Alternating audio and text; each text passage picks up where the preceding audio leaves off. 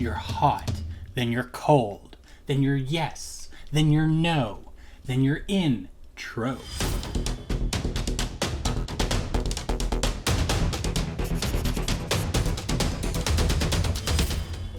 Color temperature.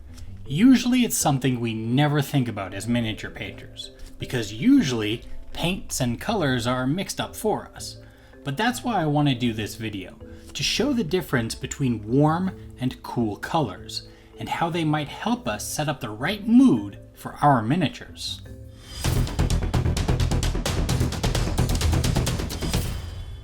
So what are warm and cool colors? Well, on the color wheel, by simply dividing it in half, we get the easy version. Blues, purples, magentas, greens, those are all cool colors. Reds, yellows, oranges, those are warm. Each side invokes certain themes and feelings. Warm colors can of course mean things like anger and hostility, but can also be comforting and give a sense of warmth. Cool colors of course can be linked to sadness, but also calm and knowledge. Coming up with color schemes for units or armies, we can use these feelings that we get from color to factor into the army's background. It's no mistake that armies traditionally painted in red are done that way. Blood angels for, well, blood, but also anger. Hell demons for anger and fire. Khador for aggression. On the cool side of things, you have ultramarines for valor and stoicism. Change demons for knowledge and power. Sigmar for technology and nobility. So when choosing color schemes, think about your force's background and temperament, and it can really help in selecting colors that suit the army. I went with red and purple for my mummified undead because red suits the warmth of their desert bones, and purple is a royal color which fits with the theme of noble undead. However, that's just using this simple split down the middle, but the truth is every color has a warm and cool version. There are cool reds just as there are warm blues. And this is where color theory really comes into play, because when it comes to our primary colors, mixing between cool and warm colors can really change the resulting mix. By mixing a cool blue into a cool yellow, you get a very different green than if you mix a warm blue into a warm yellow. And when you start crossing those lines, you even get more variety. So how do we use individual warm and cool colors to benefit us miniatures wise? Well, they do a really good job of giving a miniatures an environment. I painted my jackals in warm reds and oranges because it gives that warm sense of them being in a desert.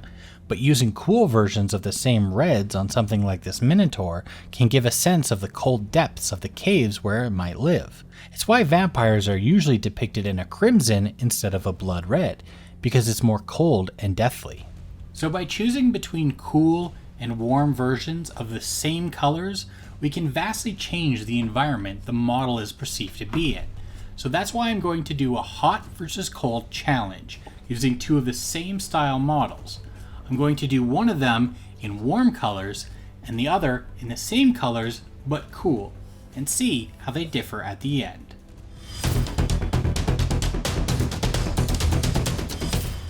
For my two different blues, they're actually the easiest to tell between cool and warm, because they tell you on the label sometimes.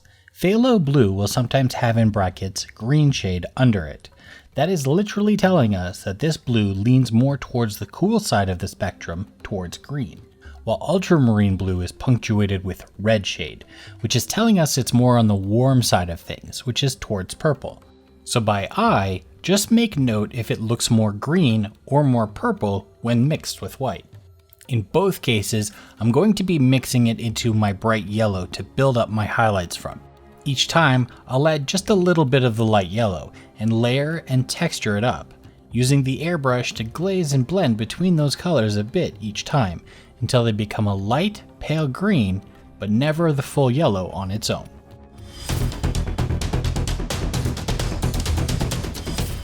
Orange is a difficult one, as most of them out of the tube or bottle all seem really warm, so it's going to take a bit of mixing to get myself a cool orange.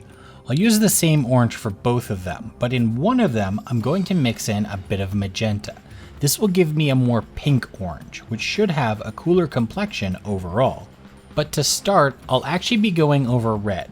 For the warm orange, it'll just be a warm red oxide. while the cool version will be a magenta red mixed with a bit of carbon black. Because carbon black is a bit blue shifted, that will further help keep it more cool and in the magenta purple zone, even when really dark. Then from those red base layers, I'll layer up the orange, only mixing in a little bit of the white at the end to get my most vibrant highlights.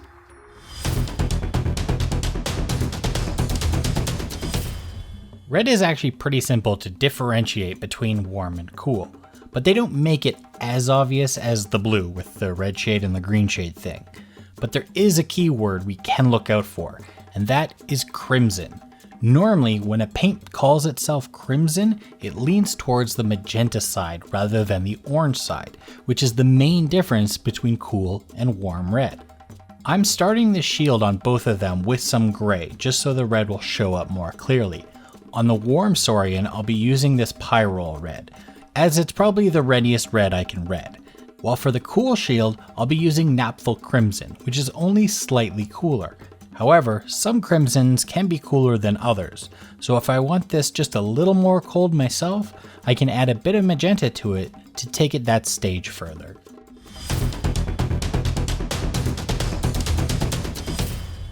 Yellow has a lot of options for pigments, which means a lot of options between warm and cold. Chimera Colors tries to make this easy for us by just naming theirs warm and cool, but otherwise we'll have to use our eyes for this. The more a yellow is towards orange, the warmer it is, which means the further away from orange it is, the more cool it becomes. Generally, the primary yellow that comes in most sets is a middle ground cool yellow. Then it can get colder or much warmer from there. Because I'm doing non-metal metal with these yellows, I want to start from a brown, which means I also need some cool and warm browns. Warm is easy. Anything with burnt in its name will have more of a red hue, thus more warm, so I'll start with a burnt umber for the warm model. For a cool brown, the best option is to use something neutral like a raw umber, then add some green or blue, just to green it up a bit. Using a cool blue, of course, helps more. To do the non-metal metal, I'll just do a wet blend of the brown to white, then paint my yellows over top of that because it'll just show up more nicely over that white than trying to build up from the brown.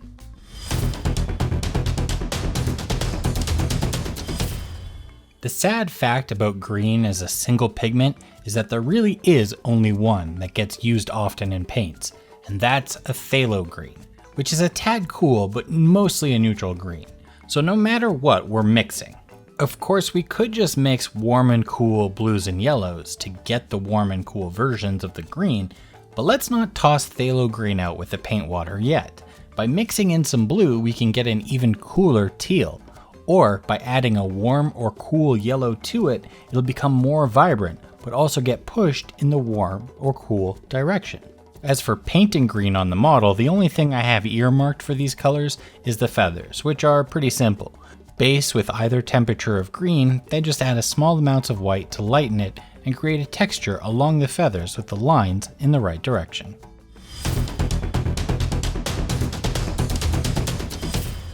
The last thing I want to show on these lizards is the bone skulls that they wear as helmets. Normally when I make a bone mix, I'll use earthy reds and yellows with a lot of white and some black to get my bone color. But those earthy reds and yellows are usually almost always a warm tone. So to get a cool color for my bone, instead of finding cool versions for my mix, I invert it on the color wheel and instead use the opposite colors, blue and green for a teal, mixed with black to desaturate it. It seems like that wouldn't give me a good bone color, but when painted on bones and highlighted up to a white, it makes the same old and worn bone feeling that we get from a normal bone color, but in a cool tone instead.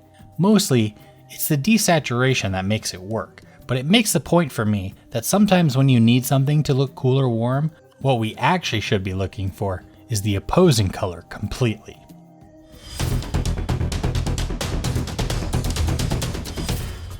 I think what the most telling thing here is just how similar and dissimilar they look side by side. All the colors in the color scheme are in the right place, but they're not even close to identical with just a few small temperature changes. The cool one feels more aquatic to me, like it lives near oceans, while the warm one gives a sense that it lives in the heat of the jungle depths. With the right kind of bases, I'm sure that could separate them even further into their own environments. Please subscribe if you'd like to see more videos like this one, or just other fun things to do with painting miniatures. And until next time, enjoy your own painting journey.